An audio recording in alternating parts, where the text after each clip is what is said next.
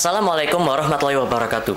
Good afternoon to the honorable educators, esteemed opponents, and respectable audiences of SMA Awards 2025. My name is Firenda Bhanu Kumara Maulana from Khadijah Senior High School of Surabaya, and in today's occasion, I have the right to be one of the first speakers in the opposition team to oppose the motion regarding this house would give social services and skill training for gambling offenders rather than imprisonment. Gambling is the act of risking money or valuables on an event with an uncertain outcome, hoping to gain more money. Examples such as casinos, slot machines, poker, online betting, lottery, and many others. Why is gambling so bad? Well, it can lead to addiction such as drugs or alcohol. It can also lead to a loss of self-control. And it can lead to the financial destruction of these gamblers, due to them often losing huge amounts of money, leading them towards unpaid debts, bankruptcy, and borrowing money illegally. It can impact the people around them.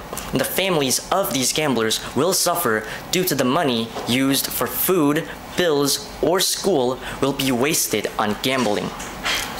Gambling can also cause other incriminating activities, such as theft, scams, or even fraud, just so that they can cover the losses, pay back debt, and continue gambling over and over again. And finally, it can also cause mental health issues, such as depression, anxiety, and stress, and even suicide. So, why do I oppose the motion regarding giving social service and skill training for gambling offenders rather than imprisonment? Because 1. If offenders only get social service or skill training, those consequences may be too light, and it wouldn't make future gamblers fear the consequences that they will face. Prison, though harsh, sends a stronger message that gambling crimes, especially ones that involve fraud, scams, or theft, are serious. 2. Risk of repeated offense. Without the strict control of imprisonment, offenders might go back to gambling. Skill training or social service doesn't guarantee gamblers to be disciplined and leave their addiction and criminal behavior. 3.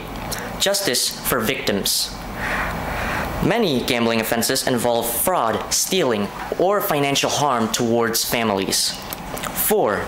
Not all offenders are willing to reform, and some gamblers are deeply addicted and resistant to change. Forcing them into skill training may be ineffective and be a waste of public resources. 5. Public safety and trust concerns. If these repeated offenders roam free under social service punishments, society might feel unsafe. And finally, 6. There can also be practical issues. Skill training and social services are expensive, hard to implement, and requires funding and trainers, which is far too complicated and hard to implement. Meanwhile, imprisonment, while costly, already has an existing system that makes things easier. So, ladies and gentlemen, to conclude, while gambling offenders does deserve a second chance in skill training in order for them to learn new skills to find new jobs in the future, or social service may be a way for gambling offenders to do unpaid labor in order to help a community. However, these two consequences are too soft and may not stop the offenders' gambling addiction, and they may fall into the same habit again and again and again. Thank you for your attention. Wassalamualaikum warahmatullahi wabarakatuh.